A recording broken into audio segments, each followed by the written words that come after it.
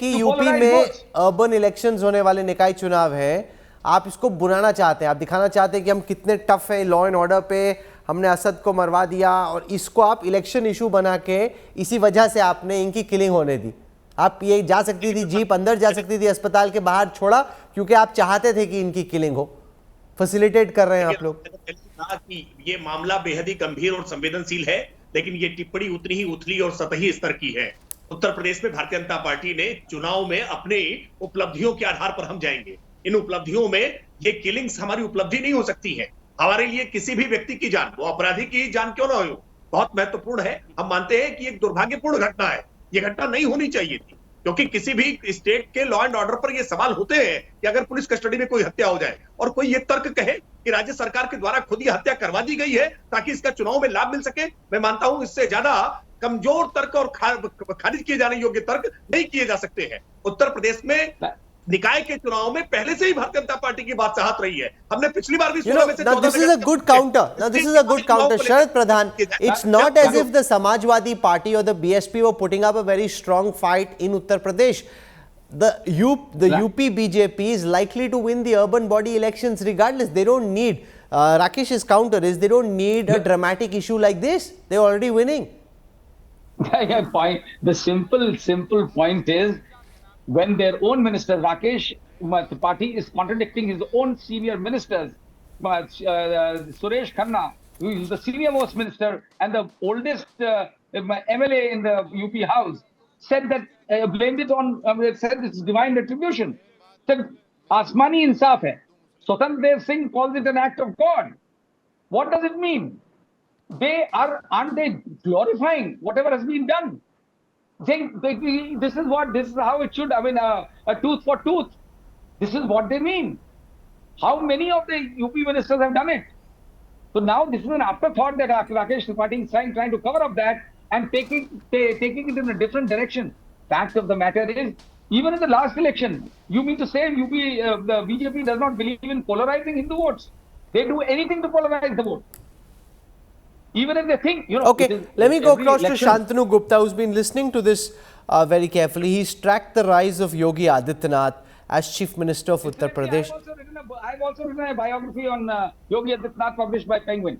अच्छा ठीक है, दोनों ने biography लिखी. Okay, 1 second. Shantanu Gupta, now the Chief Minister so far had a tough man image, that law and order is arguably better in Uttar Pradesh now than it was under the Samajwadi Party government. But when these goons are killed in the manner that they are, this is not the Chief Minister being tough. This is sheer lawlessness. And this is where the Chief Minister's claim of being tough on law and order actually comes undone. Is this an embarrassment for the BJP government? I think ex-DGP Bhanu Pratap Singh, Rahul already answered a lot of your presumptive questions. And I think we should stop in TV channels the temptation of becoming James Bond based on two or three clips, right? And with half knowledge of any police procedure. I think he's very articulately, ex-DGP Bhanu Pratap, from every presumptive question you asked, he already answered that. I think let me not repeat that. But you asked about the rise of Yogi Adityanath. I think Yogi Adityanath, when he came in 2017, he inherited a lawless UP. He inherited UP where mafias were in assemblies and parliament who should have been in jail. And Ghanshyam Tiwari was talking about culture. He should be ashamed when in 1996 they sent Atiq Ahmed to the assembly from Allahabad West seat. When 2004 to 2009 they sent him from the Phulpur seat, the Chacha Nehru seat, the prestigious seat, they sent to member of parliament. And 2014 again they gave him the ticket, thanks to the people of Uttar Pradesh that they defeated him, right? So I think Yogi has created a very positive law and order. That's why a lot of investment coming in UP. This is an unfortunate event. I think we all wanted that. No, but this is much more than unfortunate. Once again, you have to be in a... All the secrets from Atiq Ahmed should have come out. They will not come out now. And we should also find out who will benefit from the killing of Atiq Ahmed. If the secrets are not coming out, who are scared of the secrets? So I think, I'm sure the investigation team will find all of that. No, because he's been in the custody of the police for a long time. So whatever secrets he had have arguably already been taken out of him. It's not as if he's got any secrets that he's still carrying around. He's not just been arrested. He's been first in Sabarmati and now he's in Prayagraj. That way he was brought multiple times from Sabarmati to Prayag. So the probe was still on. He was sentenced. No, but Shantanu, why was this vehicle, the vehicle in which Atiq and Ashraf were brought, why was that stopped outside the premises of the hospital? Why couldn't it go straight to the posh and straight in?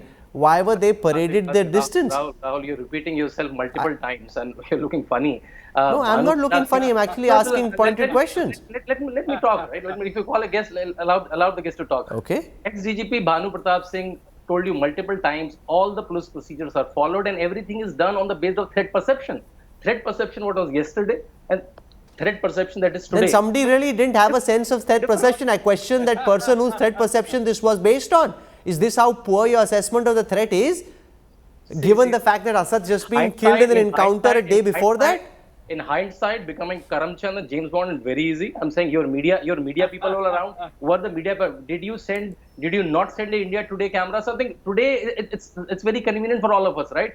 Did you ask your India Today person, don't go there, there is a high threat perception, right? So there was a threat perception, but police had... No, the threat perception is determined by the Intelligence Bureau, the LIU, the state police. Is not the job of the media to determine the threat perception. Some of your answers are very fallacious. Because today it's very convenient for us. Absolutely. Today it's very convenient for us sitting in our rooms to discover a new threat perception, right? So police acted whatever threat perception they had yesterday. Police is acting whatever threat perception they had today. Well, then whoever came up with that threat perception really ought to be fired. If that's how poor his understanding of threat perception is. Even the Pravakta is agreeing. There is a lapse, and they will make sure next time doesn't repeat. And that's why I'm using how the procedures are happening in Prayagraj today.